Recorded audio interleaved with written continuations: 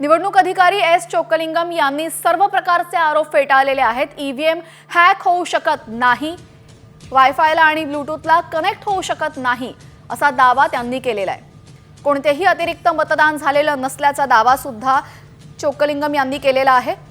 महाविकास आघाडीच्या अनेक नेत्यांनी ईव्हीएम संदर्भात संशय व्यक्त केला होता। ईव्हीएम हॅक करण्यात आलेले होते। संध्याकाळनंतर झालेल्या मतदानाचा तपशील द्या अशी मागणी करण्यात आली होती। त्यानंतर आता निवडणूक अधिकाऱ्यांकडून ही संपूर्ण माहिती समोर येते। निवडणूक अधिकाऱ्यांनी हे सर्व आरोप फेटाळले असून ईव्हीएम हॅक होऊ शकत नाही, ब्लूटूथला आणि वायफायला सुद्धा कनेक्ट होऊ शकत नाही असं त्यांनी सांगितलेलं आहे।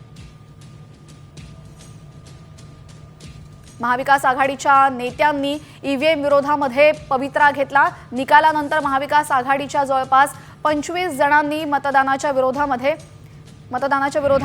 अर्ज दाखल केले होते आणि त्यानंतर आता निवडणूक अधिकाऱ्यांकडून हे स्पष्टीकरण समोर आलेलं आहे। आपल्यासोबत आमच्या प्रतिनिधी वैदेही जोडल्या गेलेल्या आहेत। वैदेही, महाविकास आघाडीच्या नेत्यांनी ईव्हीएम विरोधामध्ये मोठी राळ उठवली होती आणि आता निवडणूक अधिकाऱ्यांकडून हे मोठं स्पष्टीकरण समोर येतंय। नक्कीच निवडणूक अधिकारी एस चोक्कलिंगम यांनी एका वर्तमानपत्राला दिलेल्या मुलाखतीमध्ये त्यांनी हे सगळे आरोप फेटाळलेले आहेत। त्यांचं असं म्हणणं आहे की ईव्हीएम मशीन हॅक होऊ शकत नाही, वायफाय आणि ब्लूटूथला ती कनेक्ट होऊ शकत नाही। त्याचप्रमाणे कुठलंही असं तंत्र नाहीये की ते मशीन हॅक करू शकतो। व्हीव्हीपॅट आणि इतर ज्या मशीन्स आहेत त्या देखील मशीनशी कनेक्ट आहेत, इतर कुठल्याही गोष्टीशी कनेक्ट नाहीये। त्याच्यामुळे जर हॅक करण्याचा आरोप जर विरोधक करत असतील तर तो अत्यंत चुकीचा आहे।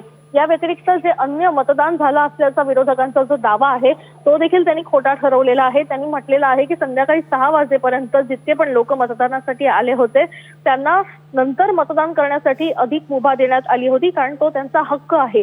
मात्र अतिरिक्त कुठलंही मतदान जे आहे ते झालेलं नाही असं स्पष्टपणे त्यांनी उल्लेख केलेला आहे। जी, धन्यवाद वैदेही, आपण दिलेल्या सविस्तर माहितीबद्दल।